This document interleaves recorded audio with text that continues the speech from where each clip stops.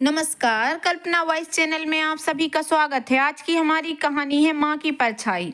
कौन संभालेगा ऐसी औलाद को? इससे अच्छा तो तू बेऔलाद ही रहती। अवनी की सास ने अपना माथा पीटते हुए कहा। इसे किसी अनाथ आश्रम में दे आ। अवनी की बड़ी ननद बोली। ये मेरी बेटी है, चाहे जैसी भी है इसे मैं पालूंगी। अवनी ने अपनी नन्ही सी जान को अपने सीने से लगाते हुए कहा। अवनी, तुम पागल हो गई हो क्या?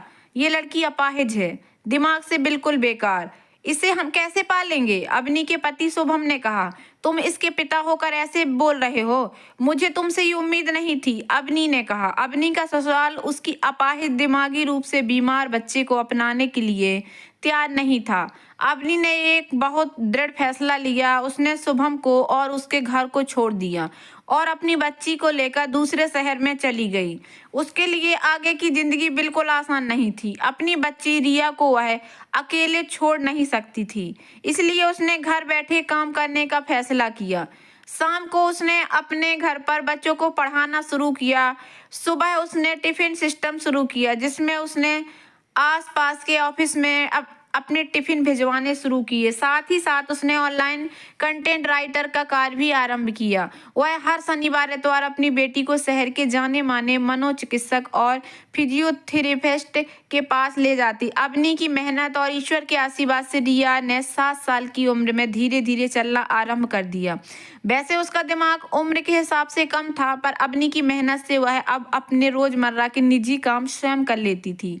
अवनी का पूरा जीवन उसकी बेटी रिया के इर्द गिर्द ही घूमता था। उसने रिया को स्पेशल स्कूल में भी दाखिला दिलवाया। अवनी रिया के मेडिकल खर्च को पूरा करने के लिए दिन रात लगी रहती। उसका टिफिन बहुत प्रचलित हो गया था। देखते ही देखते उसने खाने पीने को व्यवसायिक रूप देने का निर्णय किया। सरकार से लोन लेकर एक छोटा सा बुक कैफेटेरिया खोला। धीरे धीरे वह प्रचलित हो गया।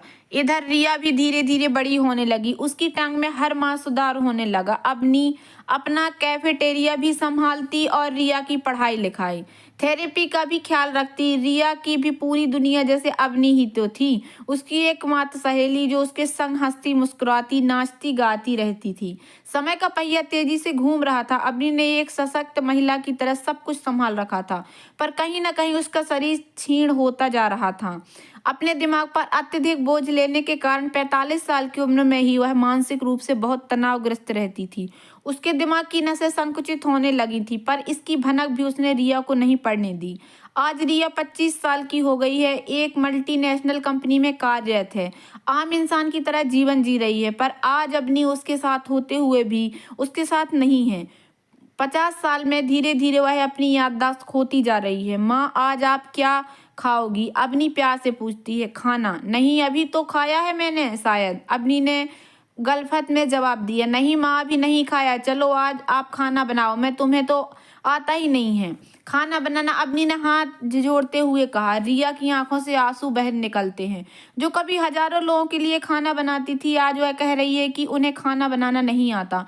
कभी कभी अवनी की तबीयत को ले रिया भगवान से लड़ पड़ती। मेरी माँ ने कितने दुख सहन कर, कितनी कुर्बानियां देकर मुझे एक नॉर्मल जिंदगी दी है, और आज जब मैं ठीक हूँ तो वो एक नॉर्मल लाइफ नहीं जी पा रही। क्यों भगवान, क्या कमी रह गई थी? पर मैं भी हार नहीं मानूंगी। माँ को अपनी नॉर्मल जिंदगी लौटा कर रहूंगी, जहाँ वह कुछ पल सुकून सुख शांति से गुजार सके। मैं उनकी परछाई बनकर हमेशा उनके साथ खड़ी रहूंगी।